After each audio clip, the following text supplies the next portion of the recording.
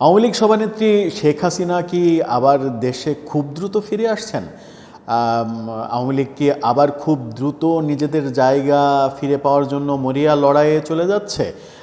আওয়ামী লীগ কি কোনো পরিকল্পনা আঁকছে বর্তমান সরকারের, অন্তর্বর্তীকালীন সরকারের বিরুদ্ধে সোচ্চার হওয়ার জন্য? এই আলোচনাগুলো কিন্তু খুব বেশি সামনে চলে আসছে যখন আজকে দেখা গেছে যে বেশ কিছু গণমাধ্যম, বাংলাভিশন সহ বেশ কিছু প্রথম সারির গণমাধ্যম শেখ হাসিনার একটা অডিও ক্লিপ প্রচার করে, অর্থাৎ ফাঁস হয়েছে একটা অডিও ক্লিপ, ফোন আলাপ, দীর্ঘ একটা ফোন আলাপ ফাঁস হয়েছে। ফোন আলাপটা যুক্তরাষ্ট্র প্রবাসী একজন নেতা, তানভীর নামের একজন নেতার সঙ্গে তার ফোন আলাপটা বেশ ঘটা করে প্রচার করা হয়েছে গণমাধ্যমগুলোতে, এবং সেটা নিয়ে নতুন আলোচনা কিন্তু তৈরি হচ্ছে। দর্শক, সেটা নিয়ে আলোচনা করব এই ভিডিওতে, থাকবেন আমাদের সঙ্গে পলিটিক্স টিভির নিয়মিত আয়োজনে।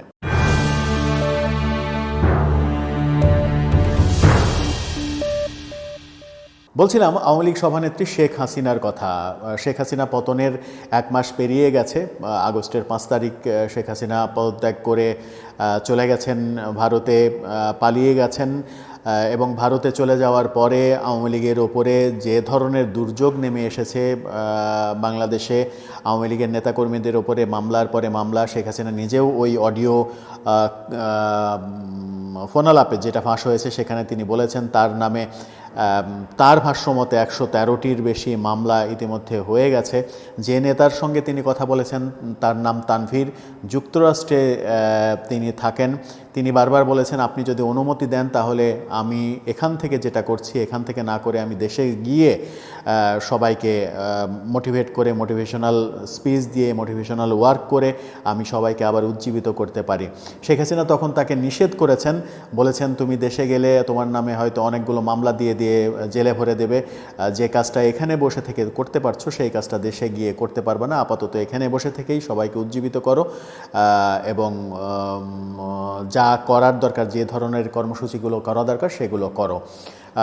যুক্তরাষ্ট্রের নির্বাচনের দিকেও তিনি খেয়াল রাখতে বলেছেন। তানভীর শেখ হাসিনাকে বলেছেন, রিপাবলিকানরা বিজয়ী হবে যুক্তরাষ্ট্রে, ডোনাল্ড ট্রাম্প আবার বিজয়ী হবেন এই প্রত্যাশা, এবং ডোনাল্ড ট্রাম্প বিজয়ী হলে আওয়ামী লীগের জন্য শুভ বার্তা আসবে, এই কথাও কিন্তু তিনি শেখ হাসিনাকে বলেছেন। শেখ হাসিনা তখন কৌশলে ব্যাপারটাকে একটু এড়িয়ে গেছেন, বলেছেন কে ক্ষমতায় আসলো সেটা ব্যাপার না, যেই ক্ষমতায় আসুক তাদের সঙ্গে যোগাযোগ রাখতে হবে, তাদেরকে পরিস্থিতি বোঝাতে হবে, জাতিসংঘ সহ সবাইকে পরিস্থিতি বোঝাতে হবে, দেশে যে পরিমাণ অত্যাচার চলছে, নিপীড়ন চলছে, দেশের অবস্থা যে অবস্থায় চলে গেছে, আইনের শাসন বলতে কিছু নেই, সেখান থেকে বিশ্ব নেতৃবৃন্দকে বোঝাতে হবে এবং তাদের কাছে আসল চিত্রটা তুলে ধরতে হবে। আওয়ামী লীগের এই নেতা যদিও উল্লেখযোগ্য কেউ নন বলেই এখন পর্যন্ত আমাদের ধারণা, তারপরেও এরকম একটা ফোন আলাপ কীভাবে ফাঁস হলো, কীভাবে বাংলাদেশের গণমাধ্যমগুলো সেগুলো পেল, এবং শেখ হাসিনা সেখানে খুব গুরুত্বপূর্ণ একটা কথা বলেছেন, সেটা হচ্ছে যে আমি বাংলাদেশের খুব কাছাকাছিই আছি, যে কোনো সময় দেশে চলে আসব, চিন্তা করো না। শেখ হাসিনাকে এক জায়গা থেকে আবার আরেক জায়গায় স্থানান্তর করা হয়েছে ভারতে, এরকম জায়জায় দিন সহ এরকম বিভিন্ন গণমাধ্যমে খবর হয়েছিল বলে তানভীর তাকে জানান, এবং সেই জানানোর পরিপ্রেক্ষিতে শেখ হাসিনা বলেন যে আমি যেখানে ছিলাম সেখানেই আছি, বাংলাদেশের কাছাকাছি আছি, সমস্যা নেই, যে কোনো সময় খুব দ্রুতই আমি আবার দেশে চলে আসব। এই একটা কথাই নতুন করে আলোচনার সূত্রপাত তৈরি করছে। শেখ হাসিনাকে আদৌ খুব তাড়াতাড়ি দেশে ফিরে আসবেন, কিংবা দেশে ফিরে আসার মতো পরিস্থিতি তৈরি হবে?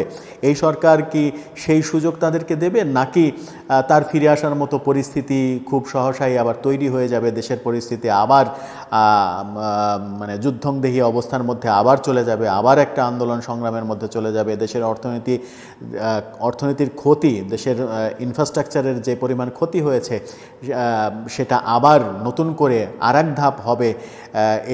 এই ভাবনা কি তৈরি হওয়ার কোনো স্কোপ রয়েছে, নাকি এই ফোন আলাপটা গণমাধ্যমগুলো জাস্ট পেয়েছে, তারা প্রচার করে দিয়েছে সেরকম? আমার মনে হয় না যে শুধু পেয়েছে আর প্রচার করে দিয়েছে সেরকম, কারণ শেখ হাসিনার ওই একটা কথা উল্লেখযোগ্য যে আমি বাংলাদেশের খুব কাছাকাছি আছি, যে কোনো সময় চলে আসব। এই কথাটার কারণে এই গণমাধ্যমগুলো এই ফোন আলাপটাকে আরও বেশি গুরুত্ব দিয়েছে। হতে যাচ্ছেটা কি তাহলে? শেখ হাসিনার নামে একের পর এক মামলা, তিনি দেশে আসলে সেই মামলাগুলো থেকে উতরাতেই তার কত বছর সময় লাগবে সেটা একটা বড় বিষয়। আওয়ামী লীগ যে পরিমাণ বিপর্যয়ের মধ্যে পড়েছে, সেই বিপর্যয় থেকে ফিরতে অনেকে বলেন যে অন্তত 10 বছর সময় লেগে যেতে পারে। আবার কিছু কিছু মানুষ বিভিন্ন রকম ইউটিউবে, ফেসবুকে, বিভিন্ন টক শোয়ে নানা কথা বলছেন। যেমন গোলাম মাওলা রনি, খুবই জনপ্রিয় একজন টক শো আর্টিস্ট, তিনি বলছেন আওয়ামী লীগের ঘুরে দাঁড়াতে, আওয়ামী লীগের ডাবল শক্তি নিয়ে ফিরে দাঁড়াতে 1 মাসও সময় লাগবে না, আওয়ামী লীগ আবার ঘুরে দাঁড়াবে। এরকম নানা আলোচনা চলছে, কিন্তু আদৌ সেই পরিস্থিতি হবে কিনা, সেই পরিস্থিতি হওয়া উচিত কিনা, সেই আলোচনাগুলোও কিন্তু রয়েছে।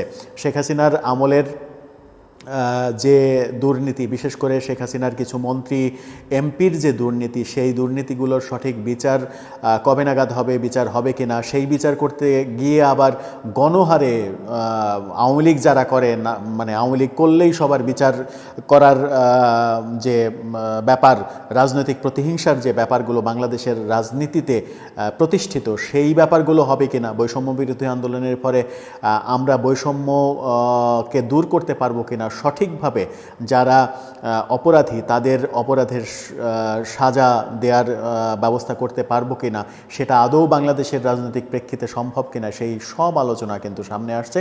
কিন্তু আমার মনে হয় যে অডিওটা ভাইরাল হয়ে গেছে, যে ফোন আলাপটা ভাইরাল হয়ে গেছে, সেই ফোন আলাপের মানে সামনের পরিণামগুলো কী হবে, সামনের পরিণতিগুলো কী হবে, সেটা খুব দ্রুতই আস্তে আস্তে খোলাসা হতে থাকবে।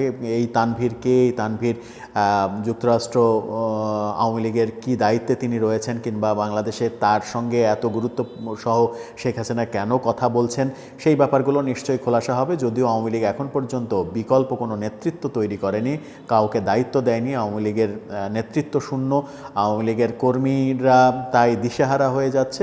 সব মিলিয়ে আওয়ামী লীগের অবস্থা কোন দিকে যাচ্ছে সেটা সময়ই বলে দেবে। দর্শক, আপনার কি মনে হয়, আওয়ামী লীগের এই শেখ হাসিনার এই ফোন আলাপটা ফাঁস হওয়ার পরে আওয়ামী লীগের পরিণতি কোন দিকে যাচ্ছে? আওয়ামী লীগ কি আরও নতুন করে বিপদে পড়তে যাচ্ছে, নাকি আওয়ামী লীগ নতুন করে সংগ্রামের প্রস্তুতি নিচ্ছে? সেই মতামত জানিয়ে লিখতে পারেন আমাদের কমেন্ট বক্সে। আর আমাদের সঙ্গে থেকে সাবস্ক্রাইব, লাইক দিয়ে আমাদের অনুপ্রাণিত করলে আমরা কৃতজ্ঞ থাকব।